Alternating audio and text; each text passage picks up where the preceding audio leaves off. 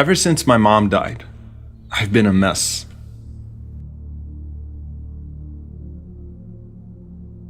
My emotional disarray has translated into much of my life becoming a pile of junk. I need to get married. I need a woman who can reorganize my life, cook for me, clean for me, and take care of me. I mean, look at me. I'm pitiful. But how am I supposed to clean up after myself when I've already got so much on my plate?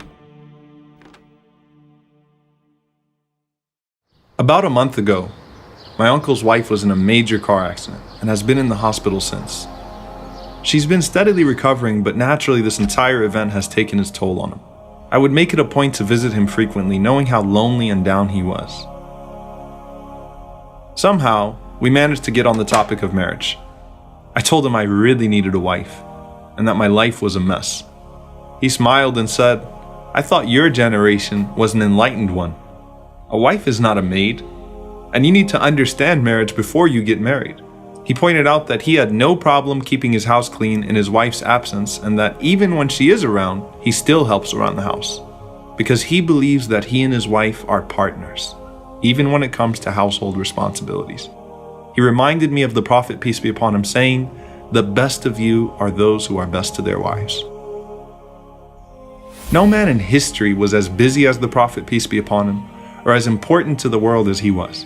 But that didn't stop him from constantly being in the service of his own household. Aisha radiallahu anha says that the Prophet, peace be upon him, used to repair his own shoes and mend his own clothes without complaints. And with all that, he never deprived his family of that infectious smile he was so famous for.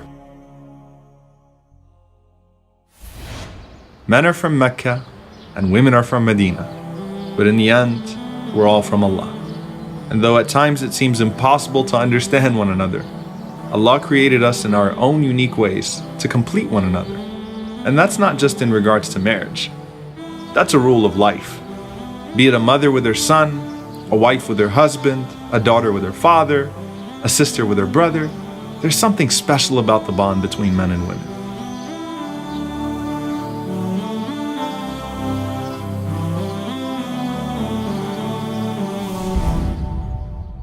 My uncle told me that women often go unappreciated in our lives.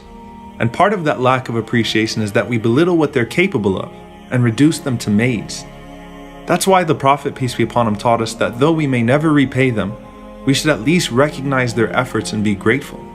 Not only that, but we should honor them and hold them in the highest regard. You know, your mother didn't just clean after you. She made you the person you are today. She didn't just change your diaper. She built your character. Through sleepless nights and constant worrying and prayers, she proudly watched you grow.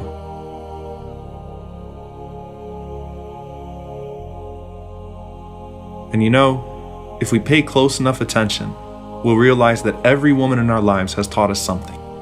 If nothing else, how to be more loving and compassionate.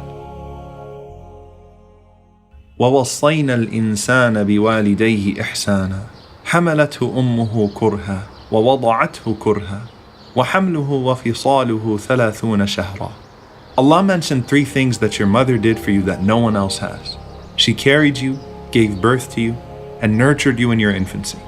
Perhaps that's why when the Prophet, peace be upon him, was asked, "Who is most deserving of my affection?" he said, "Your mother 3 times, then your father."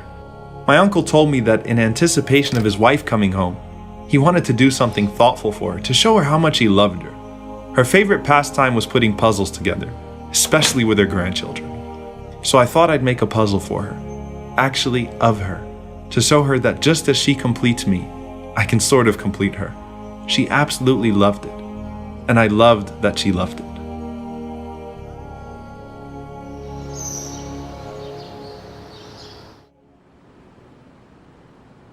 My neighbor once asked me, "Aren't you Muslims exaggerating just a little bit when you claim that Muhammad emancipated women? Just because he spoke out against killing your daughters and beating your wives? I mean, aren't those things understood? Do you really need a prophet or a holy book to get that?" I told him that the women in the days of ignorance were viewed as less than cattle, and that the Prophet went beyond simply teaching us not to abuse or harm them, but he taught us to honor and cherish them.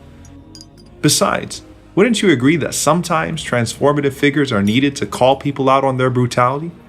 and remind them of what makes them human? He finally said, "Yeah, I guess so. But that's not the same." But he and I both knew that it was. And let's face it, we all need to be reminded at times. And throughout this process, not only was I able to rearrange my life, but my beliefs as well. And as usual, the Prophet, peace be upon him, was right. Rasulullah, how amazing must you have been that when you said the best amongst you are those who are best to their wives, our mother Aisha responded, "And you are the best of them." Not only were you the greatest prophet, leader, and teacher, you were the greatest son, husband, and father to ever live.